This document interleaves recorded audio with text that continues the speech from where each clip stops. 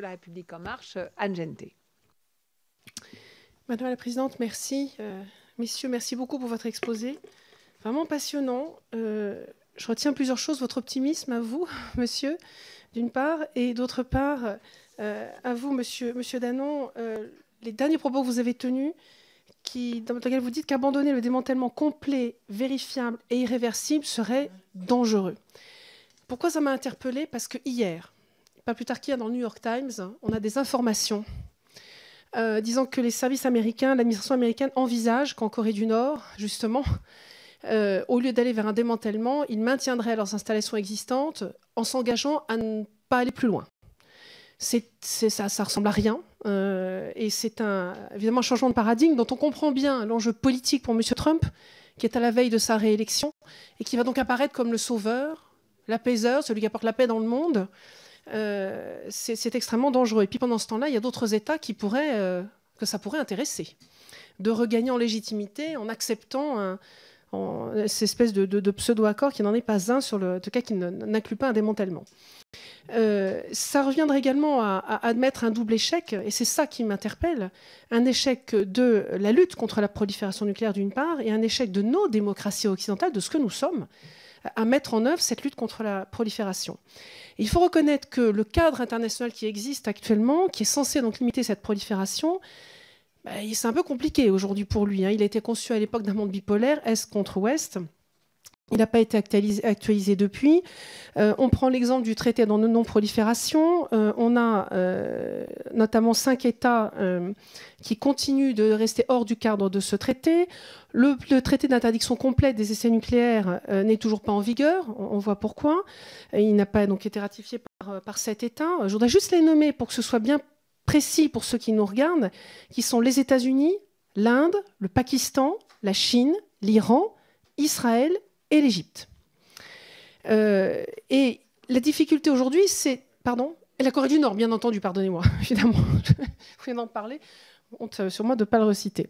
Et il est d'autant plus difficile aujourd'hui de faire dans ce cadre international évoluer on a notre crédibilité qui est mise à mal. On a pour moi une absence de cohérence et de position commune qui est extrêmement préjudiciable. On a quand même un traitement asymétrique des pays qui sont potentiellement proliférants. On n'est pas du tout unis face à l'Iran. C'est un peu compliqué sur la Corée du Nord. On n'a pas de stratégie commune avec les États-Unis. On est silencieux sur Israël, sur l'Inde et sur le Pakistan. On ne dit rien sur eux. Les engagements qui sont négociés, on voit bien qu'ils finissent par vaciller, voire même s'écrouler. On voit ce qui se passe avec les accords de Vienne, notamment, et les accords de Vienne donc, qui limitent la prolifération nucléaire en Iran.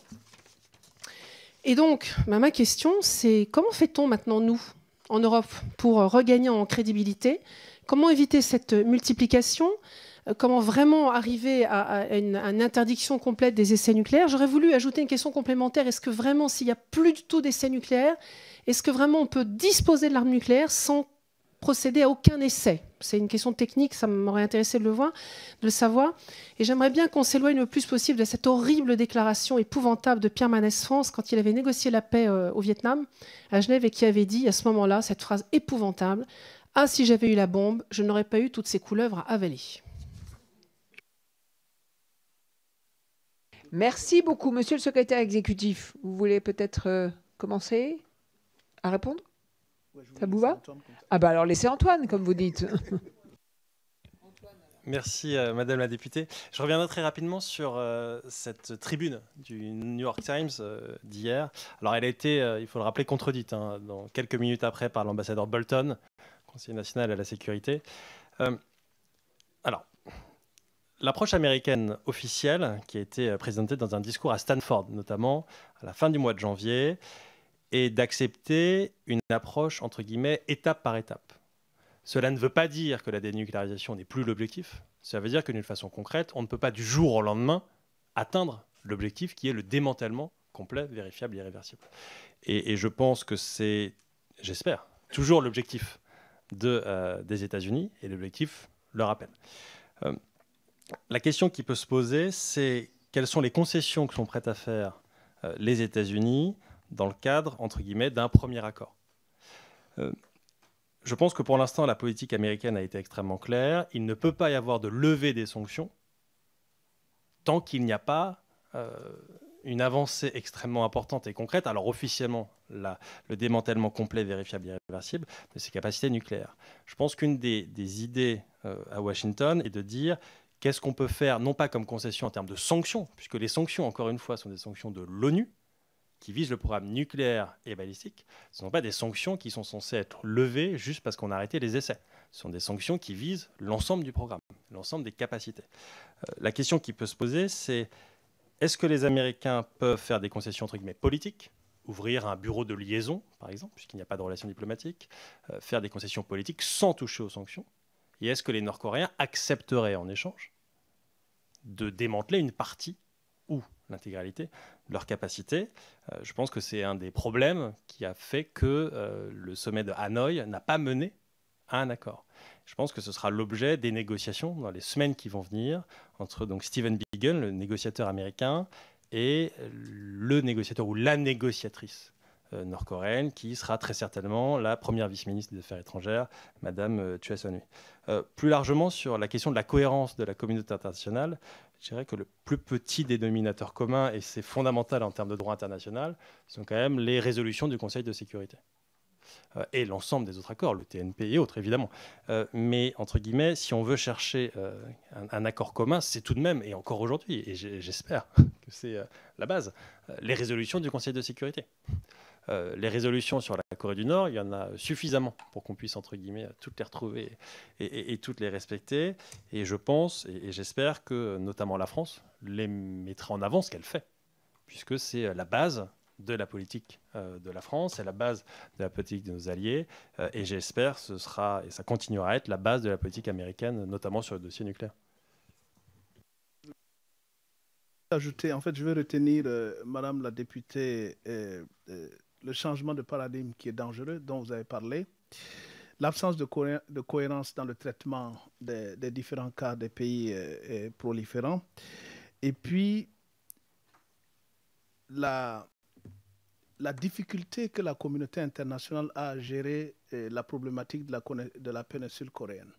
Tantôt on dit que c'est un problème bilatéral, tantôt on dit que c'est trilatéral.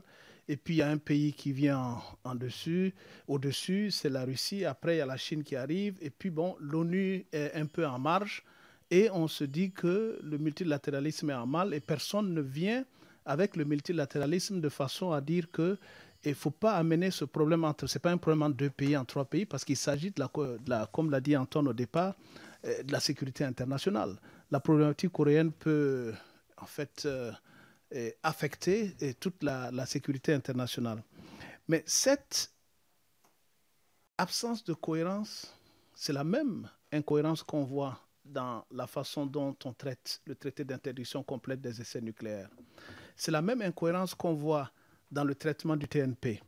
Et c'est la même incohérence qui va poser problème au niveau de la prochaine conférence de revue du TNP au début d'année, en mai 2020.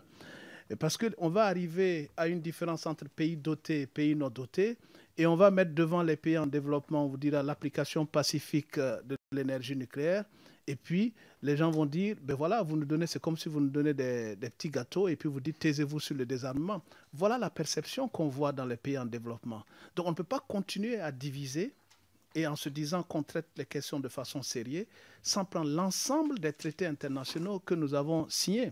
Moi, je t'ai interviewé sur RFI dans le débat africain avec l'ambassadeur Falconi récemment.